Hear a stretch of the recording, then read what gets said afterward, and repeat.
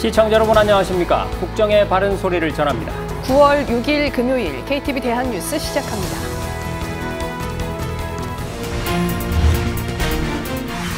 윤석열 대통령이 방한한 기시다 후미오 일본 총리와 정상회담을 했습니다.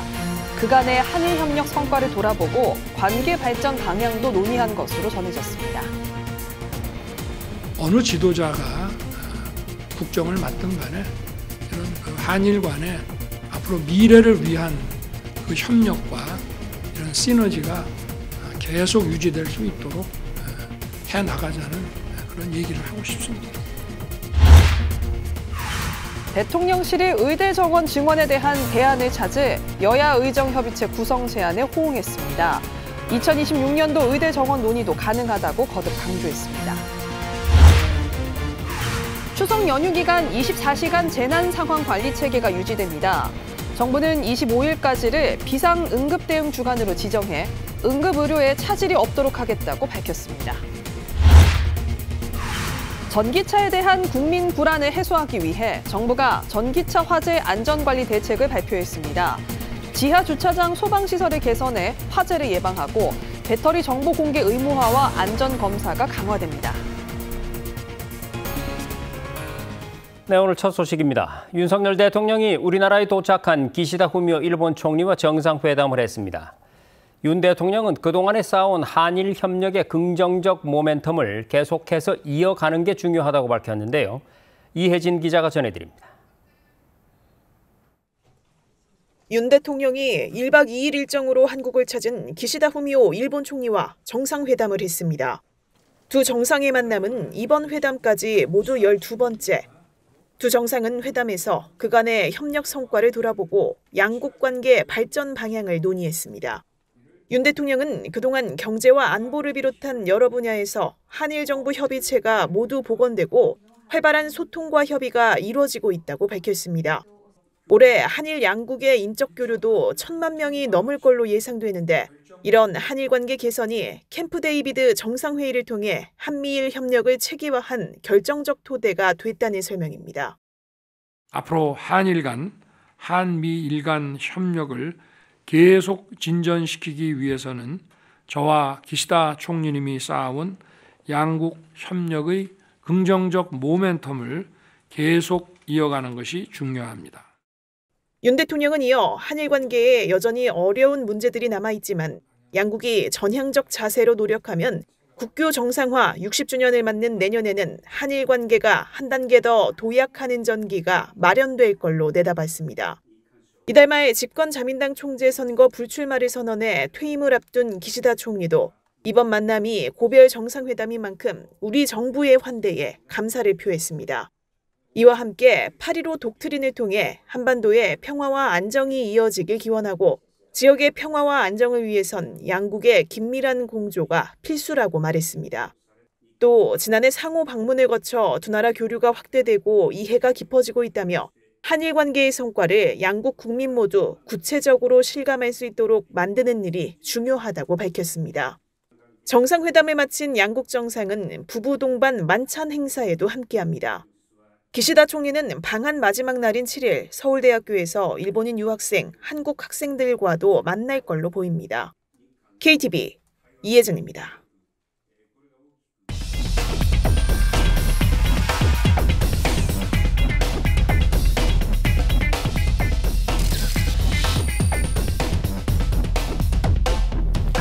네, 그러면 한일 정상회담 관련 소식을 계속해서 알아보겠습니다.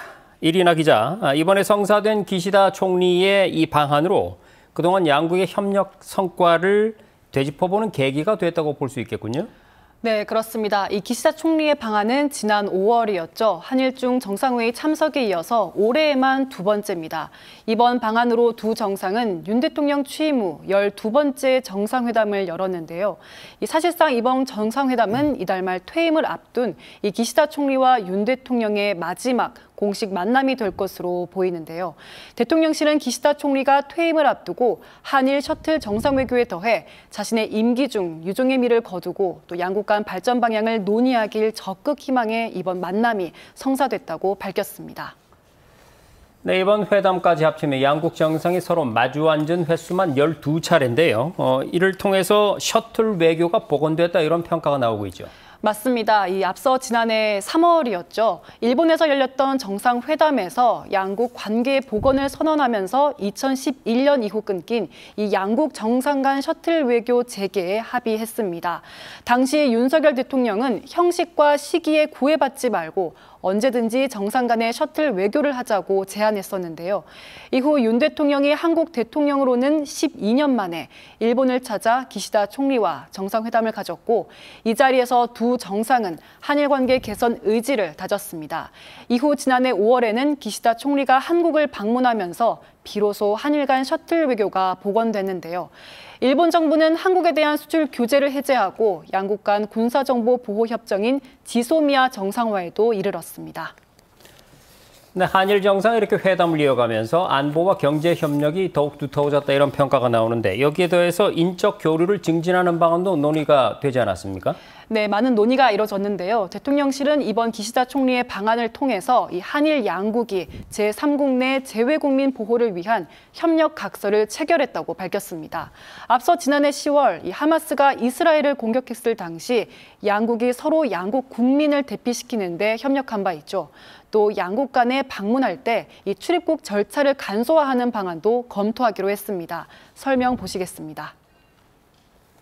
재외국민 보호 협력 각서는 한일 양국 국민의 안전을 지키는 제도적 기반이 될 것으로 기대합니다.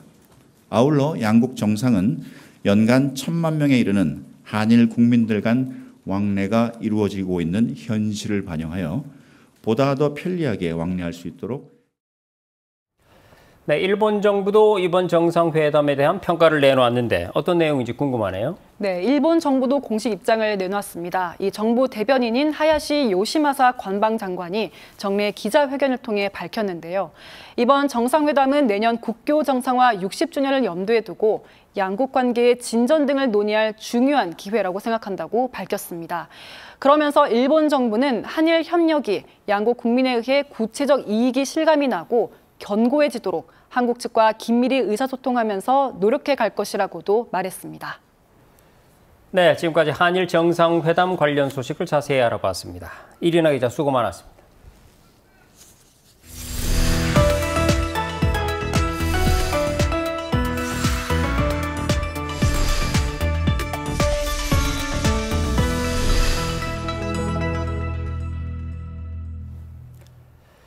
윤석열 대통령이 김용현 국방부 장관과 안창호 국가인권위원장에 대한 임명안을 제거했습니다. 김용현 신임 국방장관은 북한이 도발할 수 없도록 압도적인 국방태세를 갖추겠다며 도발된 북한 정권의 종말을 맞게 될 거라고 밝혔습니다. 최영은 기자입니다. 윤석열 대통령이 김용현 국방부 장관에게 임명장을 수여했습니다. 앞서 지난 2일 김 장관에 대한 인사청문회가 열렸지만 청문 경과 보고서 채택이 불발됐고 윤 대통령이 임명에 나섰습니다. 김 장관은 곧바로 취임식을 열고 국가를 위해 헌신할 마지막 기회라고 생각한다며 소감을 밝혔습니다. 특히 북한은 핵과 미사일 능력을 고도화하며 우리나라는 물론 국제사회의 평화와 안전을 심각하게 위협하고 있다고 진단하며 북한이 도발할 엄두를 내지 못하도록 압도적인 국방태세를 구축하겠다고 강조했습니다. 적강 끝의 끝은 북한 정권과 지도부입니다. 그들이 도발한다면 정권의 종말을 맞게 될 것입니다. 신임 국방장관은 자랑스런 과학기술 강군 건설을 위해 최선을 다하겠다며 군을 무인 전투체계로 조기에 전환해 병력은 줄지만 전투력은 더 강한 군대로 만들겠다고 설명했습니다. 또 핵기반 동맹으로 격상된 한미동맹의 확장 억제 능력을 주도적으로 발전시키고 하이브리드전 등 새로운 전장 환경에도 대비하겠다는 포부도 밝혔습니다. 김 장관은 이날 처음으로 전군 주요 지휘관 회의를 주재했습니다. 한편 윤 대통령은 이날 신원식 국가안보실장, 장호진 대통령 외교안보 특별보좌관에 대해 임명장을 수여했고 안창호 국가인권위원장의 임명안을 제거했습니다. KTV 최영은입니다. 대통령실이 의대 정원 증원 문제에 대한 합리적 해결책을 모색하기 위한 여야 의정협의체 구성 제안에 호응했습니다. 정부도 2026년 의대 정원 문제에 대한 논의가 가능하다는 점을 거듭 강조했는데요. 자세한 소식을 정유림 기자가 보도합니다. 대통령실이 2026학년도 의대 정원을 재조정할 수 있다는 뜻을 밝혔습니다. 의료 공백 개선을 위한 여야 의정 협의체를 구성하자는 여당 대표의 제안에도 긍정적으로 화답했습니다. 장상윤 대통령실 사회수석 비서관은 한 방송에 출연해 여야 의정 협의체가 구성되고 여기에 의료계 대표가 나와 합리적인 안을 제시하면 충분히 논의가 가능하다고 말했습니다. 장 수석은 2,000명이란 의대 정원 증원 숫자에 구애되지 않고 합리적인 안을 가져오면 논의한다는 방침이라며 특히 집단 행동으로 의료계에서 이탈한 전공의와 의대생들의 목소리를 대변할 수 있는 분들이 협의체에 들어왔으면 한다고 강조했습니다. 복지부도 브리핑에서 2026년도 의대 정원 논의가 가능하다고 재차 언급했습니다. 정부는 언제나 의료계와의 대화의 문을 열어두고 있습니다. 2026년도 의대 정원을 포함하여 의제와 형식의 구애 없이 논의가 가능하다는 점을 다시 한번 말씀드립니다. 한편 6일 기준으로 응급실 409곳 중 405곳이 24시간 정상 운영되고 있는 것으로 집계됐습니다. 27곳은 병상을 축소해 운영 중입니다. 건국대 충주병원과 강원대병원, 세종 충남대병원, 이대 목동병원 등 4곳은 응급실을 부분적으로 운영 중단했습니다. 정부는 올해 중에 상급 종합병원 다빈도 중증수술과 마취 800여 개 행위의 수가를 인상하고 내년 상반기까지 외과계 수술 마취 등 1000여 개 항목의 수가를 집중 인상하겠다는 계획도 밝혔습니다. 또 의료 사법 리스크를 완화해 필수 의료 안전망을 조속히 구축할 것이라고 덧붙였습니다. KTV 정유림입니다. 내년도 직장 가입자의 건강보험료율이 올해와 같은 7.09%로 동결됐습니다. 보건복지부는 건강보험정책심의위원회를 열고 2025년 건강보험료율 인상 수준을 이같이 결정했습니다. 복지부는 고물가 고금리 등으로 인한 국민의 보험료 부담 여력과 안정적으로 운영 중인 건보 재정 여건을 함께 고려했다고 밝혔습니다. 이기일 보건복지부 1차관이 연금개혁 정부안에 대해 국회에서 심도 있는 논의가 이뤄지기 희망한다고 전했습니다.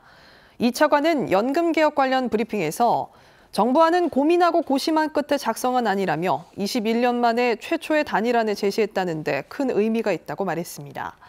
자동 조정장치와 관련해서는 OECD 국가 대다수가 이미 도입해 운영하는 선진국형 제도라며 우리도 36년 전 설계된 70세 시대 연금에서 100세 시대에 걸맞은 연금으로 만들어 나가야 한다고 덧붙였습니다. 정부가 추석 연휴 기간 24시간 재난관리 체계를 유지하며 안전사고에 대비할 예정입니다. 또 오는 25일까지를 비상응급대응 주간으로 지정해 응급의료에 차질이 없도록 한다는 방침입니다. 박지성 기자가 전해드립니다. 다가오는 추석 연휴를 앞두고 정부가 연휴 기간 안전관리 대책을 마련했습니다. 국정현안관계 장관회의를 주재한 한덕수 국무총리는 연휴 기간 중앙재난안전상황실을 중심으로 24시간 상황관리 체계를 가동한다고 밝혔습니다. 재난안전사고 등을 실시간 모니터링하고 사고 발생 시 지자체와 유관기관이 즉각 상황 공유를 하고 대응하는 겁니다. 각 부처는 추석 연휴 기간에도 행정안전부를 중심으로 상황관리 체계를 철저히 유지해 주시고 상황 발생 시 현장 중심으로 신속하고 철저하게 대응해 주시기 바랍니다. 특히 민족 대명절인 추석 연휴 기간 교통량이 크게 늘어날 것으로 예상되는 만큼 교통안전관리에도 만전을 기한다는 방침입니다. 주요 도로의 교통량 분산을 유도해 교통 혼잡을 최소화하는 한편 도로 정비, 철도 시설과 항공기 등에 대한 사전 점검도 강화합니다. 이와 함께 의료계 집단 행동 장기화로 응급의료마저 영향을 받으면서 긴 연휴 기간 응급실 운영에 차질이 우려되는 가운데 정부는 오는 11일부터 25일까지 2주간 비상응급대응 주간으로 운영한다는 방침입니다. 이 기간 지자체장을 반장으로 한 비상의료 관리 상황반이 운영되고 전국 409개 응급의료기관에 1:1 전담 책임관을 지정해 현장 상황을 밀착 관리할 예정입니다. 한편 정부는 연휴 기간 코로나19 등 전염병 확산에 주의할 것을 당부했습니다. 한때 재유행 조짐을 보였던 코로나19 확산세가 다소 진정됐지만 발생 상황을 모니터링하고 치료제 수급 안정화에도 힘쓸 계획입니다. KTV 박지선입니다. 최근 국민 불안을 낳고 있는 전기차 화재에 대한 안전관리 대책이 발표됐습니다. 건물 지하 주차장의 소방시설을 개선해 화재 피해를 예방하고 전기차 배터리의 정보 공개 의무화와 안전검사 강화를 추진합니다. 윤현석 기자의 보도입니다. 서울의 한 오피스텔 지하 주차장. 전기자동차 주차구역이 막혀 있고 전기차 충전기 전원도 꺼져 있습니다. 지난달 발생한 인천 전기차 화재 사고 이후 전기차에 대한 공포가 줄어들지 않으면서 이렇게 지하 주차장에 마련된 전기차 충전 시설의 이용을 제한하는 상황이 발생했습니다. 수도권 일부 아파트는 입주민 회의를 거쳐 전기차의 지하 주차장 출입을 금지하고 지상의 전기차 충전 구역을 옮기기도 했습니다. 지금은 다른 아파트들은 전기차도 못 내려가려고 그러잖아요. 이처럼 전기차와 관련된 화재 우려가 커지자 정부가 안전관리 대책을 마련했습니다. 먼저 지하주차장 소방시설 개선에 나섭니다. 모든 신축 지하주차장에는 화재 감지와 작동이 빠른 습식 스프링클러가 기본 설치됩니다. 동파 우려가 있는 건물에는 성능이 개선된 준비작동식 스프링클러 설치도 허용합니다. 이와 함께 기존 건물의 스프링클러 안전점검을 대폭 강화해 성능 개선을 유도하고 주차장 내부 마감재 등의 방화 설비 기준도 강화해 나갈 방침입니다. 전기차 배터리와 충전시설 안전성도 확보합니다. 정부가 배터리 안전성을 사전에 인증하는 배터리 인증제를 앞당겨 시행하고 배터리 제조사와 제작 기술 등 주요 정보 공개를 의무화할 계획입니다. 배터리 안전을 실시간으로 진단하는 BMS 기능을 고도화하고 소비자 사용이 활성화되도록 지원합니다. BMS가 없거나 구형 전기차에는 무상 설치와 업데이트를 지원하기로 했습니다. 아울러 화재 예방에 도움이 되는 스마트 제어 충전기 보급도 확대할 방침입니다. 화재 발생 시 신속한 진압을 위한 대응 능력을 키우는 데도 나섭니다. 소방당국이 화재를 원활히 진압할 수 있도록 소방 장비를 대폭 확충합니다. 전국 240개 모든 소방관서에 이동식 수조, 방사장치, 질식 소화덮개 등 관련 장비를 확충하고 민관 협업으로 지하주차장 진입이 가능한 무인 소형 소방차를 연내 개발하여 내년부터 보급하겠습니다. 이 밖에도 정부는 원인 파악이 쉽지 않은 전기차 화재의 특성을 고려 전기차 제작사와 충전 사업자의 책임보험 가입 확대도 적극 추진하겠다고 밝혔습니다. KTV 윤현석입니다. 김영호 통일부 장관이 대화를 위한 대화에 치중해 북한 주민의 고통을 외면하면 안 된다면서 북한의 태도 변화를 이끌어내야 한다고 강조했습니다. 통일미래기획위원회가 2차 회의를 열었는데요. 어떤 얘기들이 나왔는지 김민아 기자가 전해드립니다. 통일부 장관 자문기구인 통일미래기획위원회. 2기 위원회 2차 회의에서 8.15 통일독트린 후속 조치가 논의됐습니다. 김영호 통일부 장관은 기본이 서면 나아갈 길이 생긴다는 뜻의 사자성어 본립도생을 언급하며 북한과 대화를 추구하되 남북관계를 바로 세워야 한다고 말했습니다. 논어에 본립도생이라는 말이 있습니다. 통일 역시 마찬가지입니다. 단기적 성과를 위해 북한 주민의 고통을 외면하거나 대화를 위한 대화에 치중하는 것은 일시적 대정요법일 뿐이며 김 장관은 통일 독트린이 북한 정권이 통일 지우기를 하고 있는 상황에서 우리 주도로 통일을 이뤄가겠다는 능동적 전략이라고 평가하고 국민과 북한 주민이 주체가 되어 통일의 여건을 만들어야 한다고 강조했습니다. 자유와 인권이라는 보편 가치에 기반하여 북한의 태도 변화를 이끌어내는 것이야말로 장기적 시각에서 지속 가능한 남북관계 발전을 가능하게 할 것이며 자유평화분영의 통일 한반도를 견인할 것입니다.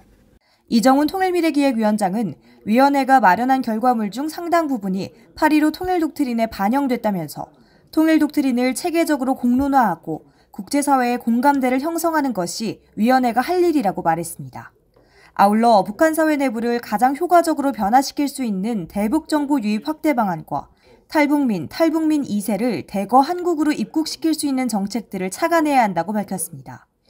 통일미래기획위원회는 앞으로 8.15 통일독트린에 대한 국민적 지지와 국제사회의 공감대 형성을 위해 5대 권역별 특강, 미일 유럽 국제협력대화 등을 추진할 방침입니다. KTV 김민아입니다. 88년의 역사를 가진 국내 최대 탄광 장성광업소가 폐광식을 했습니다.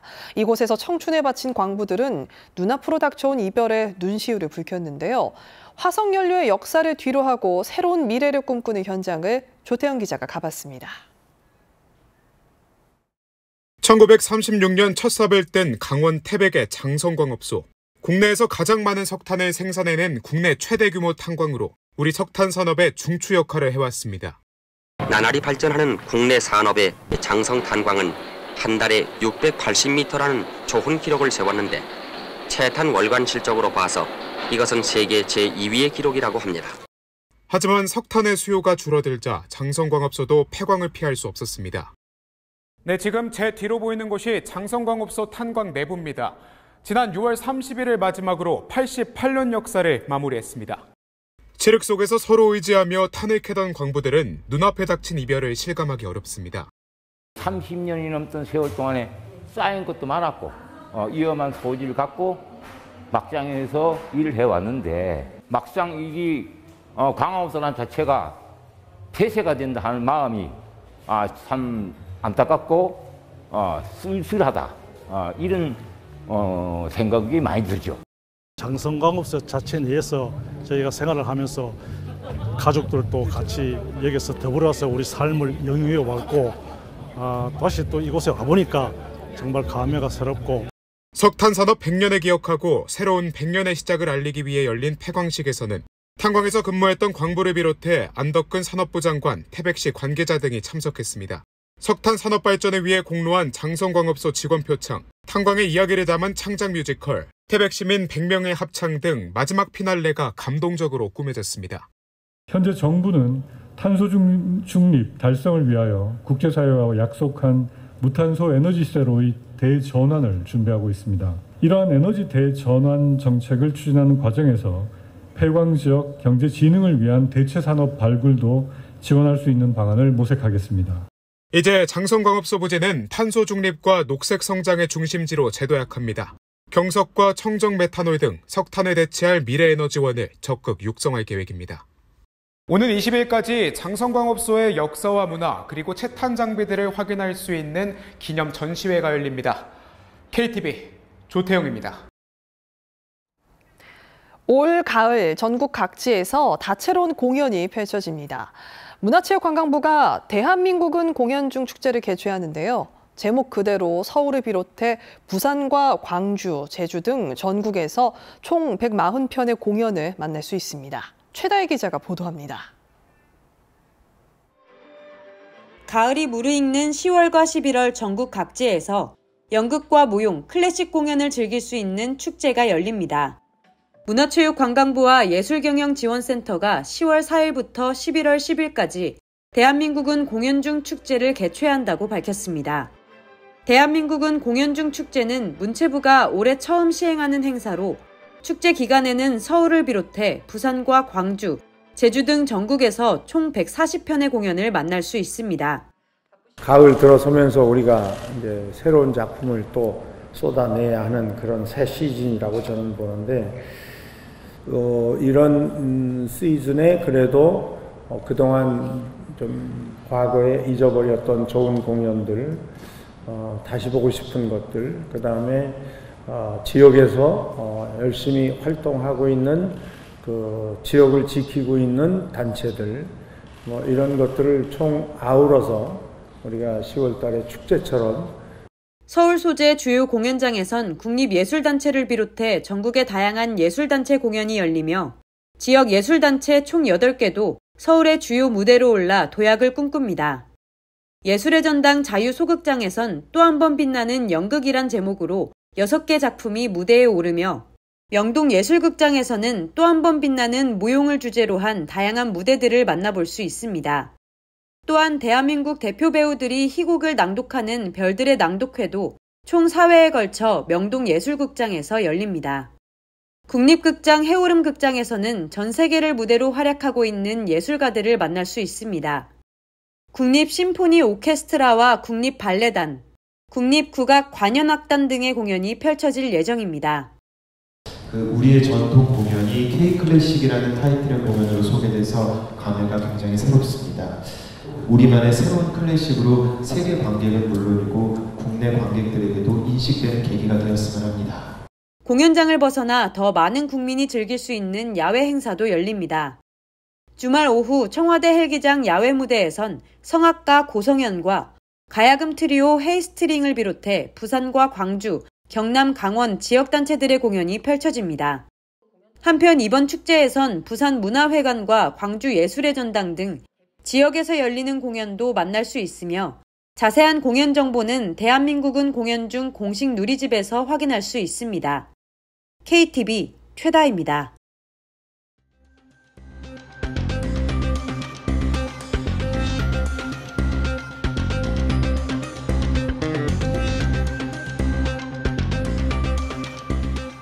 발로 뛰며 취재하는 현장 고발입니다.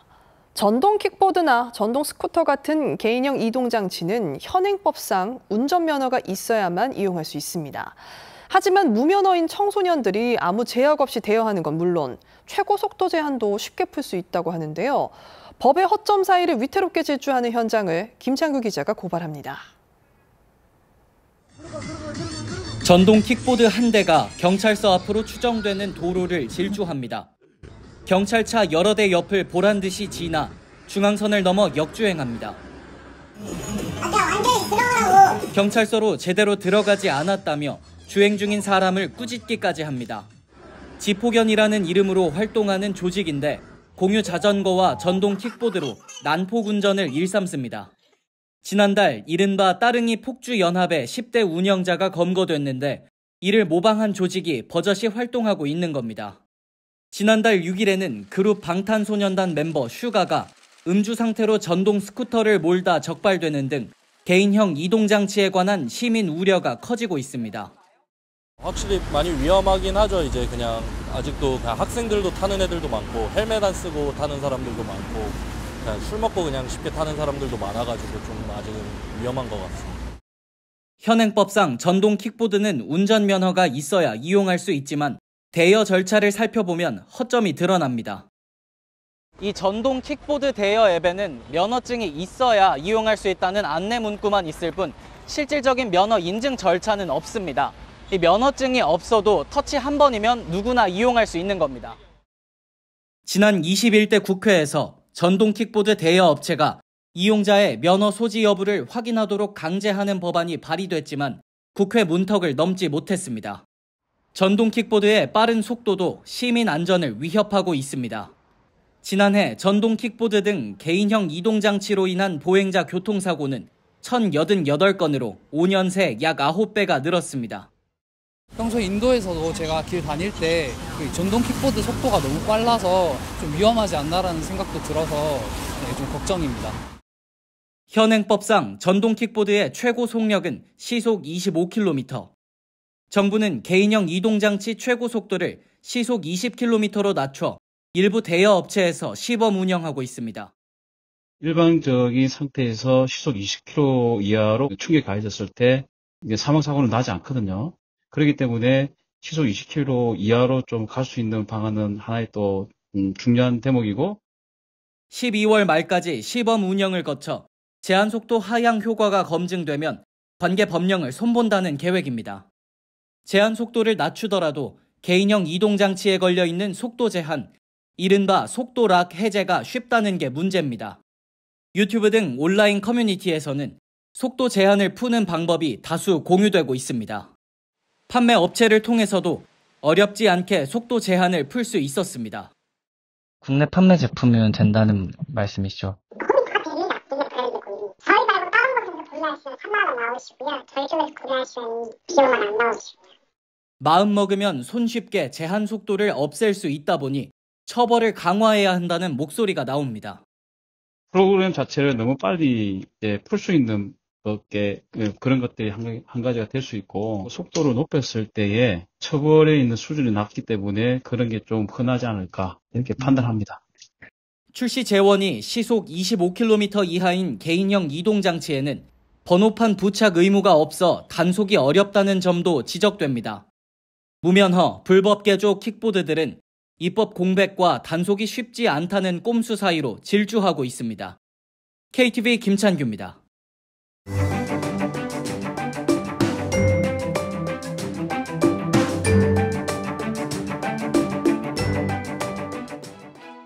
안녕하세요. K웨더 라이프스타일 예보 신지수입니다.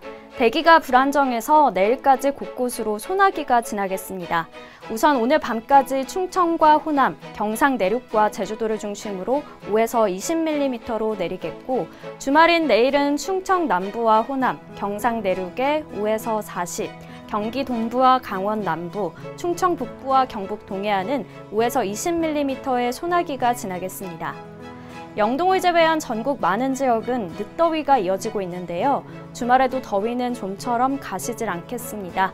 내일과 모레 서울의 낮 기온은 30도에서 31도 선까지 오르겠고요. 습도가 높아서 체감온도는 더 높게 느껴지겠습니다. 다음은 자세한 지역별 날씨입니다.